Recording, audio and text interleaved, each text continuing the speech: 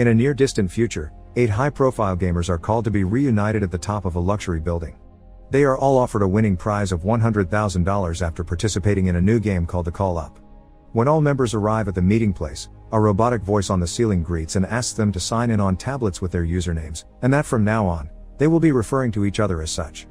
They are asked to dress in high-end motion capture suits. Adam, the most excited gamer there, is mocked about his fatness during the undressing, and Carl shows a severe burn scar around his ribs, explaining that his user's name comes after his girlfriend's cat. Once they all suit up, they enter a large, white room with a big scanner in it. They must enter inside the scanner and say their users' names. They're now able to get the high-tech armor. The gear suits are made with advanced technology that allows the player to become fully immersed in the game. Adam comments that these suits were only available to the Millionaire Elite, but for some reason they were selected to try them out. Zahid loses the thrill of being part of it because of his nickname, Terrorist_1.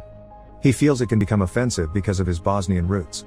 The voice in the ceiling says that the game can't start until all players are ready, but Zahid decides to leave the place. Just when he gets to the door, he shows that it's locked, and they are trapped there. Zahid agrees to continue against his will, so everyone is ready to begin. When they put on their virtual reality helmets, the whole scenario in front of them changes, now being on a post-apocalyptic virtual world inside the building. Their suits are replaced with military uniforms, and although everything feels tangible, things on the stage don't respond to their touch in the real world. That's when a burly sergeant appears, telling them what their mission in that place will be. By raising their helmets, everyone confirms there's not an extra player as the sergeant, but an NPC that will give some bits of advice through the game. They follow the sergeant across the stage, and he presents their weapons, with everyone impressed by how real they look and feel. Actually, the weapons are just props to have a reference when using them. The sergeant's tutorial consists of teaching them how to use their weapons by shooting some bottles. Some of them hit and some fail, and that's when they learn about how a vest is their only form of defense. In case they receive a direct shot from the enemy, they will lose the vest and will be exposed. To prove his point, the sergeant shoots a couple of players so they can lose their vests. If that happens and they are in critical condition, the only salvation is to use serums to restore their lives. The sergeant explains that a dangerous terrorist commando stormed the entire building. The game's primary goal is to kill all the terrorists and get to the first floor alive. Whoever succeeds in doing so will win the real-life prize, 100,000 grand. The level starts at once, and everyone is led by Andre, who has some experience in such scenarios after being part of the military. The team inspects the floor and finds the enemy for the first time. Andre manages to kill the first terrorist without casualties. The voice tells the players they have completed the level, with all points going to Andre. To enter the next level, they must go down the stairs, finding a mechanism that does not allow them to go down any more floors until they finish the current level. If they try to go down, they will be electrocuted by electrical wiring.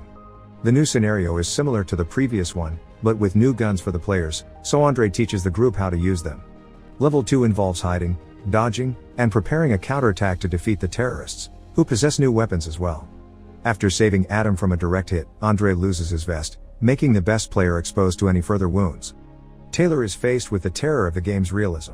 She goes by the username SlayerGirl, but reveals to everyone that she is not who she says she is.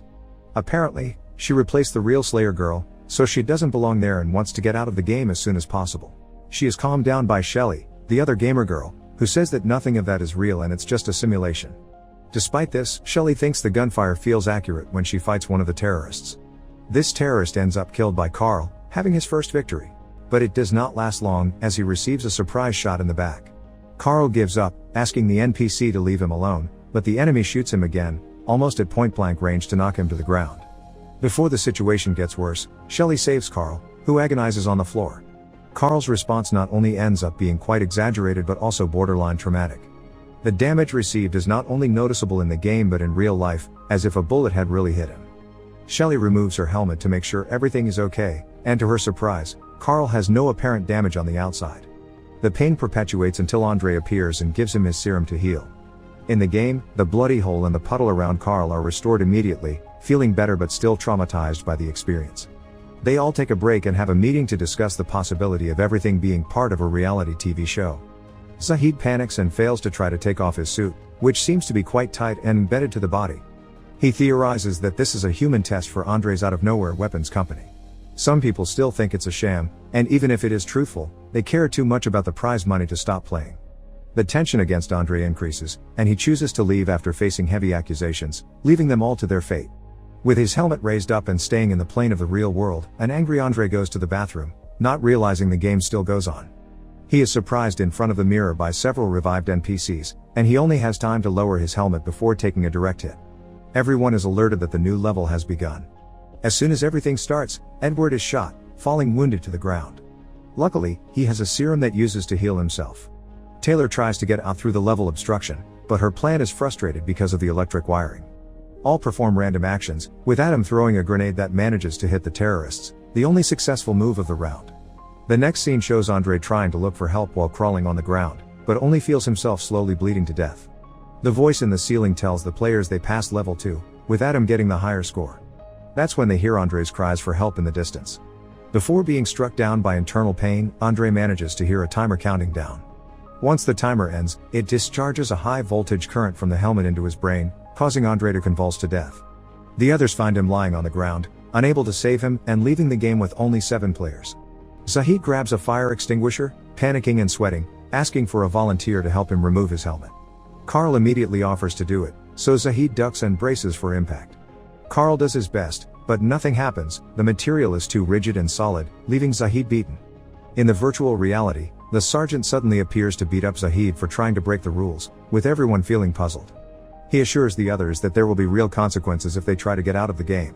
Despite their disadvantaged position, they manage to advance through the following levels without losses, learning how to use new weapons and guns, facing things like attacking with tactical knives and hand-to-hand combat to avoid gunfire due gas leaks. During one of the levels, Adam and Carl are wounded, and the team uses a couple of serums to save them. After a while they see that it is already night in the real-life city, so the tired group of players tries once again to get out of there, only in a more desperate way by pushing a cart against the windows, trying to get the attention of someone below.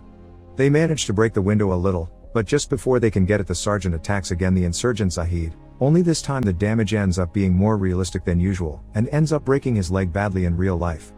Zahid asks the others to hide him for the following levels and continue by themselves.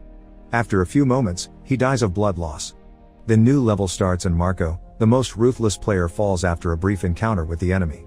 Shelley gives Marco her serum to save him while Taylor, who remained hidden to avoid conflict and damage, realizes that an enemy is behind her, so she decides to counterattack. Amid the whole chaos, Carl talks with Shelley, realizing from her identification that she has no family, and Shelley confirms this by saying that her parents are deceased. Carl also comments on how he is alone as well, with Adam saying that he lives with his grandmother with Alzheimer's, Marco is divorced, and Edward is an only child and an orphan. They deduce that by being illegal, Zahid had no safe place to go either, discovering that they were picked for the game due to their lonely condition and no one will search for them in the worst case scenario. For the next level, they find the sergeant beating and torturing a hostage from the terrorist commando in a different room. The team's new mission is to extract a password from the hostage to defuse a bomb inside the building before it explodes.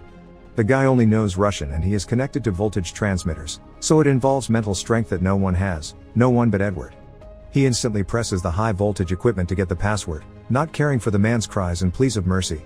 After receiving too much damage, the man gives a word that Adam introduces as the password in the computer. The terrorist laughs for being a false clue, and in the blink of an eye Taylor kills him. Marco blames Adam for putting the code wrong and lashes out at him in real life, accidentally beating Taylor as well. Edward points out that the sergeant is holding an elevator door at the other side of the room and tells them to get in there to protect themselves from the imminent explosion. During their descent the elevator stops abruptly, and they try to force their way out. Marco holds the door but leaves Adam behind with him for screwing up the password level early. From now on, the two of them advance several levels at once on the elevator, not without some friction along the way. At the same time, the rest of the team reach a place with more weaponry and continue the level. For the next test, the terrorists throw a smoke grenade, which seems to trigger a painful memory in Carl. They hide and he tells to Shelley he lost his girlfriend in a fire trying to save her, explaining the scars in his body. Meanwhile, Marco makes of Adam a walking decoy, marching first if a terrorist shows up, and just as they thought, one appears. Marco pushes Adam until falling, but nothing happens, as he has no bullets. The terrorist responds and shoots Adam in the side. After a few moments, Adam dies, leaving the game with only 5 players. Taylor finds a serum but she's intercepted by Marco, who demands it. Upon refusal, Marco lashes out sharply at Taylor, commenting on how much she resembles his hated ex-wife. After a brief exchange of words, Marco shoots Taylor, taking the serum. Marco meets Carl and they wonder if they have seen the others. After some investigation, Carl comes across Taylor's corpse and realizes that Marco is a traitor, so he decides to leave the virtual world to fight Marco, taking him down and disorienting him. Marco manages to defeat Carl before he has a chance, but just as he gives him the coup de grace, the sergeant appears rudely punishing Marco for disobeying the rules by killing one of his mates. The sergeant's beating ends up being so intense that Marco dies from the pressure. The last 3 players meet for the final station in the basement. When they thought they could pass the level defusing the bomb under the building, a terrorist comes out of a nearby van, shoots Carl and makes him fall while the others look for shelter. Luckily, Carl had 1 life serum left, but just before using it, Shelley gets wounded too, so he decides to sacrifice himself in order to save her. After that, Edward uses a bazooka to make the remaining enemy explode and manages to defuse the bomb. Sadly, having used up his serum, Carl dies holding hands with Shelley, happy to have helped her. At the end of the game, the sergeant appears in his formal uniform, congratulating them on reaching the home stretch. To Shelley's surprise, Edward repeats the sergeant's speech, showing that he was a real traitor in the operation to unknown purposes. The game concludes, the virtual world fades away, and men in black uniforms arrive to dispose of Carl's lifeless body. Shelley tries to defend herself, but she's immediately drugged to the sidelines. All the players' information is erased from the database, just like they never existed. Upon waking up still in the parking lot, Shelley has a conversation with Edward. He admits to her that he didn't believe they would make it to the end, but she criticizes him that they are all dead and it's not worth a try. Edward clings that at least he gave meaning to the lives of the deceased players and that no one will ever believe Shelley, even if she decides to go to the police. He sends one of his employees to sedate her again, but just before the man does it, she fights back, steals his gun and escapes. With all the tactical knowledge she learned throughout the game, Shelley shoots at the lights and hides in the parking lot.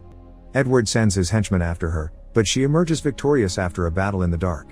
She points at a desperate Edward who begs for his life, but Shelley shoots in the process. The film concludes with a victorious Shelley, watching the building exit and realizing that it's already dawn. Make sure to subscribe and turn on notifications so you can watch more videos like this. Thanks for watching.